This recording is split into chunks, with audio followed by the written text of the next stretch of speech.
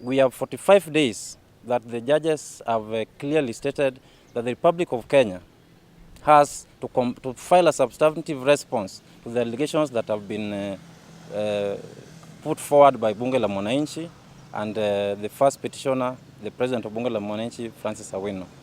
Regarding the state compliance, the Republic of Kenya compliance with the orders and directions of the court, the judges have affirmed that they will exercise their jurisdiction appropriately and without prejudice and ensure that the Republic of Kenya complies with the directions that the court has issued, so that within 45 days it shall have put in a substantive response to the allegations filed by Bunge la Mwananchi, failure to which they have equally stated that they are willing to assert necessary sanctions to ensure that the orders of the court are obeyed. Bunge la Mwananchi. Nguvu mashinani. Bunge la Mwananchi. Nguvu mashinani. Thank you very much. My name is Comrade Bush. I'm the Attorney General and the custodian of legal instruments of Bunge la Mwananchi. So we have just emerged from a lengthy meeting with the judges, hosted by the judges of the First Division of East African Court of Justice and attended by the high-ranking officials of Bunge la Mwananchi to discuss pertinent issues relating to the case filed by Bunge la Mwananchi here at the East African Court of Justice, Arusha, that are key to ensure administration of justice is achieved within specific timelines. It is very clear from the discussion that we have had with the judges that there's need to fast-track the prosecution of the matter that is before this court, and key issues have emerged from this meeting that we wish to tell the nation and the community at large. Issue number one that has been discussed is compliance by the parties to the directions of the court. And in this regard, Bunge la Mwananchi has filed an affidavit of service to affirm that it is ready and compliant to the directions and orders of the court. And we have 45 days that the judges have clearly stated that the Republic of Kenya has to file a substantive response to the allegations that have been put forward by Bunge la Mwananchi and the first petitioner, the President of Bunge la Mwananchi, Francis Awino. Regarding the state compliance, the Republic of Kenya compliance with the orders and directions of the court, the judges have affirmed that they will exercise their jurisdiction appropriately and without prejudice and ensure that the Republic of Kenya complies with the directions that the court has issued, so that within 45 days it shall have put in a substantive response to the allegations filed by Bunge la Mwananchi, failure to which they have equally stated that they are willing to assert necessary sanctions to ensure that the orders of the court are obeyed. Secondly, we have also put in an application seeking to introduce more evidence that we have received from parts of Githurai, other evidence that we have received from Mathare of forceful evictions. We have also put in an application to introduce new evidence that we have received from Kiambio slums. All this strengthen our case, presenting a high level of possibility of convicting individuals who are accused of command responsibility for the crimes that were perpetrated within the Republic of Kenya. We have also put in an application for the indictment of 5 individuals that we believe that bear the greatest responsibility, so that they are individually held culpable for the atrocities that were perpetrated against the people of Kenya. The individuals we will mention so that there is no doubt. Number 1 is William Ruto, who is the President of the Republic of Kenya. Number 2 is the Honorable Rigathi Gachagua, the Deputy President. Number 3, Japheth Koome, former IG. Number 4 is Adamson Bungei, the current Commander of Police of Nairobi Region, and Honorable Kithure Kindiki. So we have told the court that there is need for these people to be indicted as soon as possible, because there are ongoing spate of abductions and other criminal activities that are still being witnessed within the territory of the Republic of Kenya under their supervision. So we want them to be brought here as soon as possible, so that even the witnesses and the evidence that is still not collected is not interfered with. because we are planning as Bunge la Mwananchi to go and meet the victims so that we can preserve the integrity of evidence that is still on the ground. We wish to make it very clear and reassure the nation that the case that we have filed against the Republic of Kenya here at the East African Court of Justice is proceeding with flawless precision, and there is hope that when we invoke all the instruments within the domestic jurisdiction and regional jurisdiction, and if possible, we are ready to even invoke legal instruments at the international level to ensure that the culture of impunity, the culture of those who hold political positions and perpetrate impunity in a manner that they cannot be held accountable for their crime, comes to an end here in Kenya. So as Bunge la Mwananchi, we are optimistic that within 45 days, we will look at what the Republic of Kenya shall have filed. But from what, as it stands now, all the response that we have, that we anticipate that will be brought before this court will be based on falsehoods, because we have collected primary evidence that implicates the Republic of Kenya directly, plus the individuals whose names we have mentioned.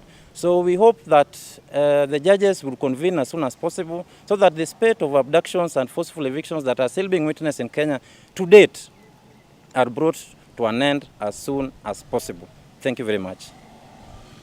Bunge la Mwananchi. Bunge la Mwananchi. My names are Francis Awino. I'm the current president Bunge la Mwananchi, and at the same time I'm the people's president in our Republic of Kenya. We came here like 2-3 weeks ago. We filed our application and we were given orders which we went to back to our country and served. And now the government was given 45 days so that they can respond to our application. They have until date 7 October so that they can file in their response. I'm saddened today when I heard news that one of the student leaders were arrested because of the planned demonstration, and Article 37 gives us a right to do so. I'm saddened again after I heard that one of my friends, Bomb Jaggi, was arrested after trying to mobilize people so that they can collect signature to out our President William Samoei Ruto.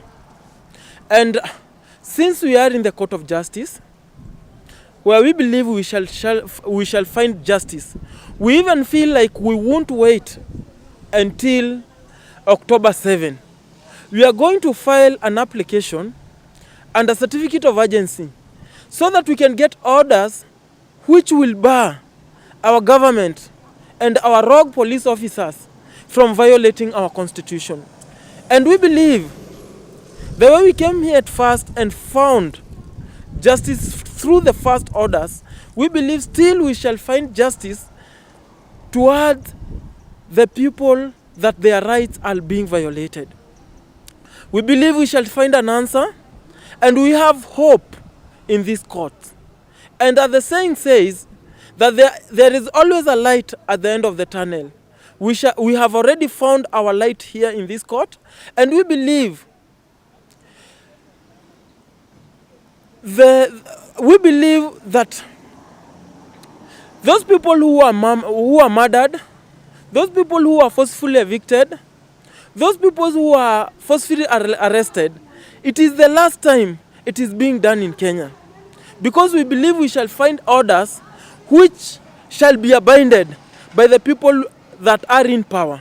And this thing that these people in Kenya usually do, that when you are in power you feel you are above the law. And this action that you believe, when you are the president of our country Kenya, you cannot be taken to court because you enjoy that immunity. We are putting that to an end. And that's why we are saying, rather than you coming to Tanzania and remaining here, because we know in Tanzania there are courts, in Tanzania there are cells, in Tanzania there are jails, you can start negotiating right now. Because after 7th October, you won't be going back to Kenya. And we shall leave you here so that you can answer the crimes that you have committed. We are telling the people of our nation, we have hope. and we shall find justice here. We just want you to remain patient. When we come back to Kenya, we shall move around collecting other evidence that we need. And if you feel like you have anything, that will help us in this court, if you feel like police violated your rights, and if any bullet passed through your body and you're struggling, we are asking for all those evidence so that in the other application that we shall be filing, so that we can protect our constitution, you can be part of that evidence. Thank you very much. May God bless Kenya, and may God bless all of us, and may God bless Africa at large. Thank you. Bunge la Mwananchi, nguvu mashinani. Bunge la Mwananchi, nguvu mashinani. Asante. Mimi naitwa Morris Masiga, Deputy President Bunge la Mwananchi. Tuko katika hii kesi ile ambayo tulileta hapa Arusha, mahakama ya East African Court. Vile AG alipokea zile summons tulimpelekea, ndio tunaambia wale ambao waliparticipate katika kupiga watu risasi kwa hii demonstration, bwana President of the Republic of Kenya, Deputy President na wengine wote na maaskari wote ambao walipiga watu risasi, tafadhali wajiandae kukuja hapa kujitetea vile walifanya hiyo maneno kule hapo Kenya. Mpange kesi yenu, mpange kila kitu yenu, tukutane hapa Arusha, kwa sababu hapa Arusha mambo yamechemuka na meli imeng'oa nanga. Wameangalia hiyo kesi na wamesema mko na kesi ya kujibu, na ndio maana tunasisitiza tafadhali, vile sisi tumejipanga na watu wetu ambao ni mashahidi, nyinyi pia pangeni, kwa sababu mko na kesi ya kujibu. Tukirudi Kenya next time, tukirudi hapa, president na battalion yako yote, tafadhali mkijua mkikuja hapa either mtatoka ama hamtatoka. Na ndio maana tunasisitiza, tunasema vile mulimobilize jana mapresident wengine wa East Africa kutafuta kiti ya AU. Ndio the same mobilize kuile outcome ya hii kesi itatoka. Kama itatoka, tafadhali mjimobilize na mkuje mseme mmekubaliana na mahakama. Hakuna njia ingine, hiyo ndio njia peke yake ya kusaidia wale victim na kukomesha hii tabia ya mtu akiwa kwa power, yeye na watu wake wakiwa kwa power wanafanya nini? Wanaangamiza wananchi na wanapiga watu risasi na wanaua watu na hamisha watu kwa manyumba zao na kuwabomolea na kufanya mambo mengine yote maovu. Tunakomesha hapo, na ndio maana tunasema tunataka justice.